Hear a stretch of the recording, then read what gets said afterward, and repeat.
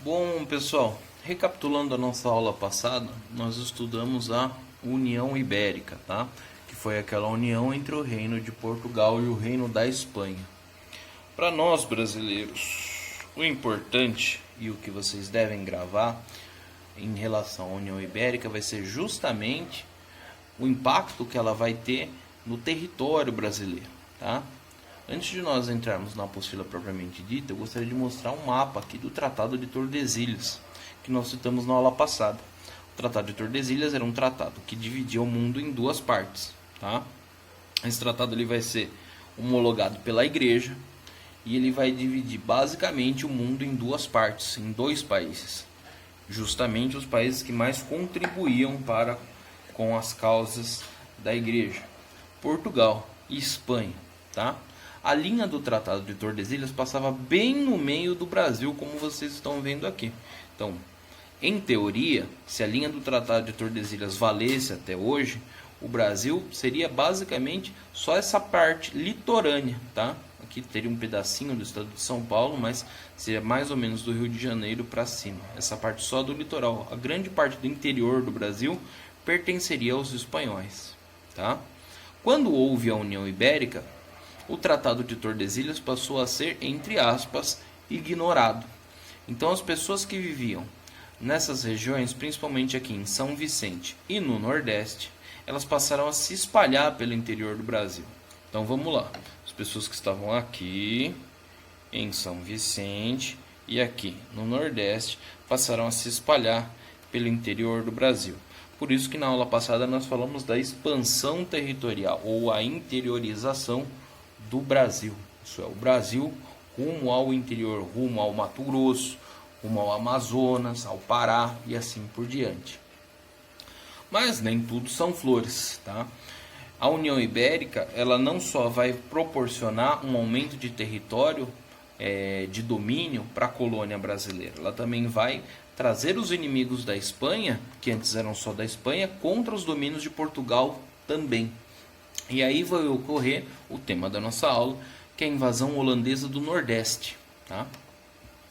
Vocês podem ver nesse mapinha, deixa eu aproximar aqui para ficar mais nítido para vocês.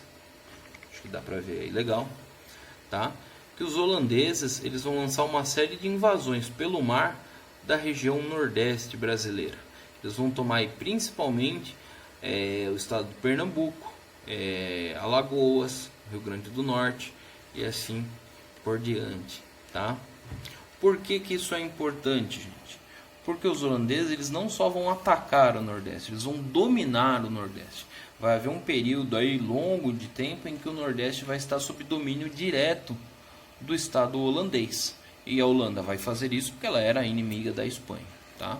Lembrando, durante a União Ibérica, o Brasil fazia parte do Império Espanhol. Certo? Então vamos lá para a nossa apostila. Aqui na nossa apostila, a partir da página 6, eles vão citar vários movimentos políticos que ocorreram, tá? Que levaram aí à unificação de Portugal e Espanha e as consequências que isso trouxe, principalmente aí o ataque holandês ao Nordeste brasileiro. Esse domínio holandês ele vai ficar muito marcado pela presença dessa figura aqui, Maurício de Nassau. Maurício de Nassau vai ser escolhido pelo governo holandês para reger esse território do Nordeste brasileiro que vai estar sob domínio, né, da Holanda. E o que o Maurício de Nassau vai fazer? Ele vai adotar uma política de apaziguamento, tá, entre as pessoas da colônia e o dominador holandês, e principalmente de melhoria das condições de vida no Nordeste, tá? Então Maurício de Nassau ele vai construir escolas, ele vai construir pontes, hospitais, prédios públicos, enfim, ele vai lançar uma verdadeira revolução no Nordeste. E isso vai proporcionar com que o Nordeste seja o principal centro intelectual do Brasil até meados do século XIX, tá? Principalmente aí o estado de Pernambuco. Além disso, e é importante que vocês tenham isso em mente, os holandeses não vão fazer isso porque eles são bonzinhos, tá? Eles vão estar em guerra com a Espanha e eles vão querer dominar a nossa produção de açúcar. Lembra que nós falamos lá na nossa aula passada que o Brasil havia se especializado, principalmente aí os estados do Nordeste, em produzir açúcar e enviar para a Europa. Era uma mercadoria muito visada, uma mercadoria de alto valor na época, tá? E os holandeses, querendo ampliar os seus negócios e levar a Espanha à falência, que era sua inimiga militar da época, atacaram justamente o maior produtor da época de açúcar, que era o Nordeste brasileiro. Então, Nassau não fez isso no Nordeste, não fez todas essas obras, algumas delas incríveis, por bondade. Ele fez isso como uma forma de expandir a dominação no Nordeste brasileiro. Tá. Basicamente, o tema da aula de hoje é esse. É vocês compreenderem que, durante a União Ibérica, Portugal e Espanha se transformaram em um país. Tá?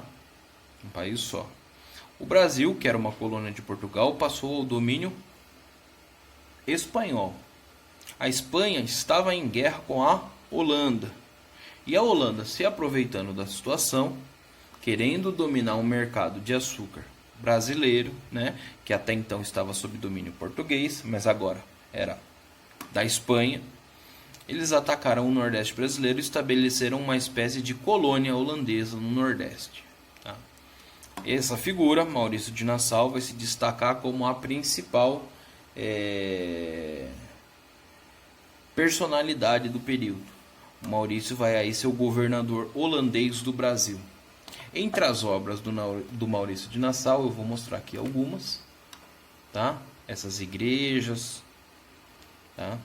Essa região muito bonita aqui, diga-se de passagem, foi toda dominada pelos holandeses. E esses prédios, aqui tem um outro exemplo de Recife, tá? Que tem um estilo aí barroco de construção, algo muito comum na Holanda da época. Ele vai ser importado no Brasil e existe até os dias de hoje, tá? Se vocês visitarem o Nordeste, vocês podem visitar esses prédios aqui, certo? Como atividades dessa semana, vamos voltar lá para a nossa apostila. Eu quero que vocês respondam esses exercícios da página 8, tá? O exercício 3, o exercício 4 e o exercício 5, tá? O exercício 5 já é da página 9. Então, repetindo, os exercícios para essa semana são: na página 8, vocês vão fazer o exercício 3, 4 e o exercício 5, que começa na 8 e termina na 9.